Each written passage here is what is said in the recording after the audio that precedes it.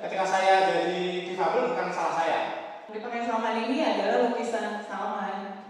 Orang sukses. Ya, ODGJ ya, itu juga punya yang sama.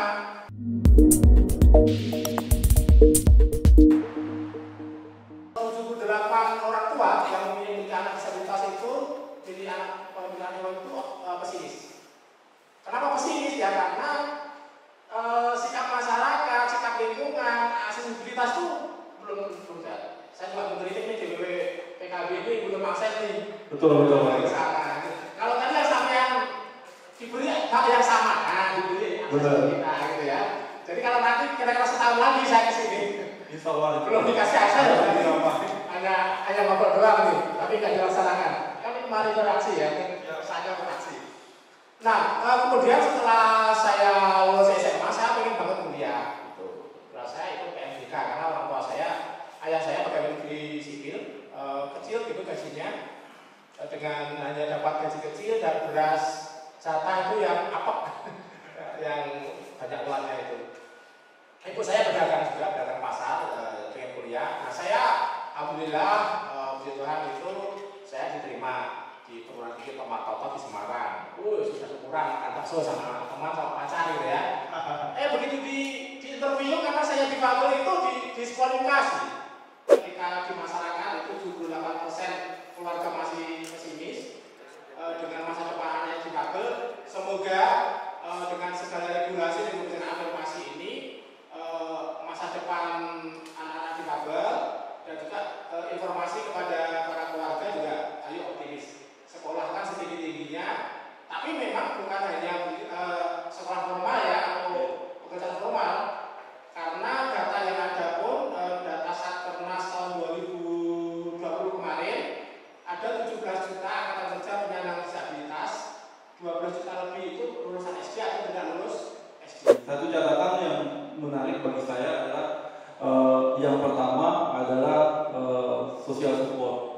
Social support itu adalah hal yang paling utama, di mana keluarga adalah yang termasuk dalam circle yang pertama bagi teman-teman difabel untuk memberikan support baik terhadap semangat kehidupannya ataupun untuk pendidikan. Karena seperti cerita Kang Maman ini bahwa barrier atau hambatan terbesar itu malah datang dari orang terdekat kita sendiri, yaitu keluarga kita yang masih memiliki stigma bahwa teman-teman difabel ini adalah orang yang tidak berhak untuk mendapatkan pendidikan yang layak, tidak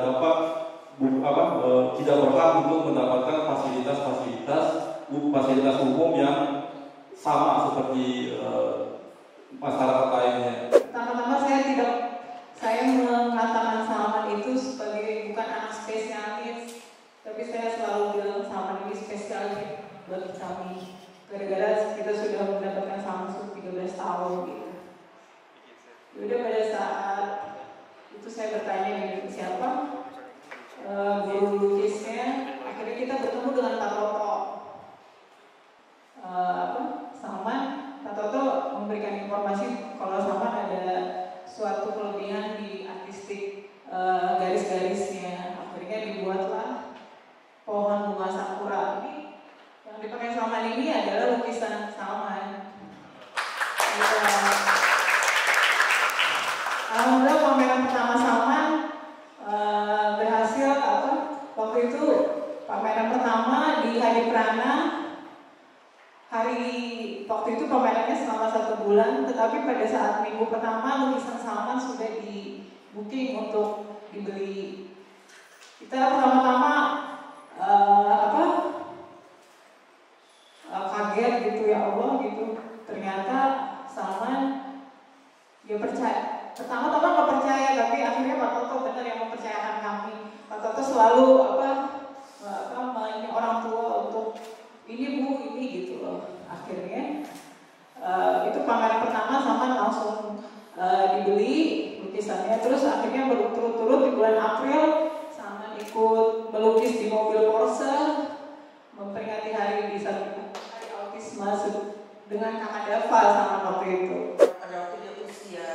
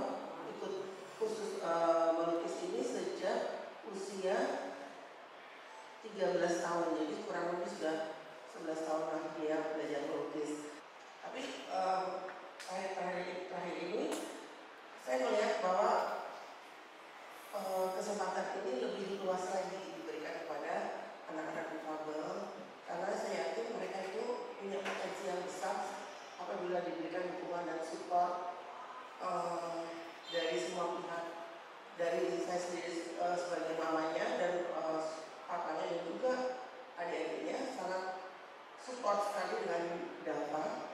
Dari awal saya mengetahui anak saya autis itu, saya tidak muluk-muluk mengingat nanti akan jadi seperti ini atau seperti ini.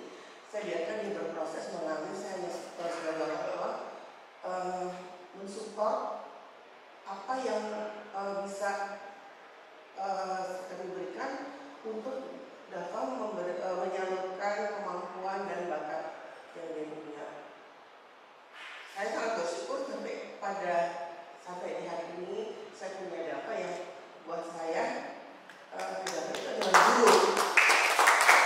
Data itu adalah guru. Itu buat saya untuk selalu bersyukur, selalu ikhlas, untuk sabar, dan selalu percaya bahwa anak ini selalu memberikan keberkahan yang luar biasa buat saya dan keluarga. Aku suka melukis. Terima kasih Kak Toto. Sudah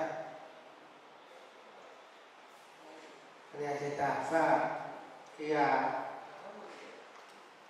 Tolong sukses. Ya. Amin. Jadi kuncinya peningkatan partisipasi tadi di bidang pendidikan, kesehatan, ekonomi, bahkan politik itu adalah yang pertama tadi memahami bahwa dalam konsep HAM sebagaimana Bapak Presiden, masalah itu bukan karena disabilitasnya, tapi bagaimana struktur, sistem, infrastruktur yang mendukung atau tidak. Jadi masalahnya bukan di dalam dia. Ketika saya jadi difabel bukan salah saya. Pemahaman bahwa teman-teman penyintas mental, kalau bahasa medisnya ODGJ, ya, itu juga punya hal yang sama. Bahwa pada hari H nanti dia sedang ada gangguan jiwa atau tidak, itu kan soal nanti. Tapi bahwa ketika teman-teman penyintas mental itu punya hal yang sama, sebagai itu dia harus masuk dalam DPT, daftar pemilih tetap. Nah, KPU terakhir itu punya daftar pemilih tetap yang jelas itu 1.500.000 sekian, ya. Padahal menurut Satgas tadi kan ada 17 juta sekian, ya. Artinya memang penyelenggara pemilu kita dorong dan kita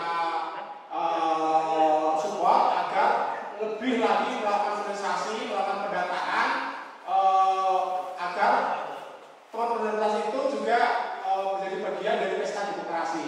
Yang terakhir terkait dengan pesta demokrasi ini adalah bahwa ketika nanti terjadi pada hari H, misalnya teman-teman PKB bisa ada pos aduan gitu.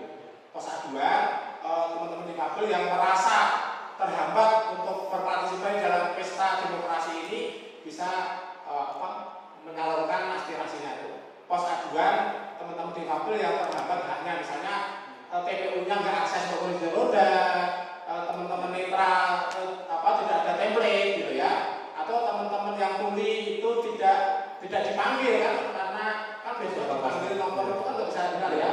Nah, itu tidak dipahami, atau teman-teman di disabilitas autistik yang mungkin dilakukan sama seperti disabilitas mental itu dianggap nggak paham nih hak politiknya itu apa, nggak paham, nggak diberi hak, itu juga artinya itu jangan sampai terjadi. Kira-kira itu terkait dengan tahun politiknya.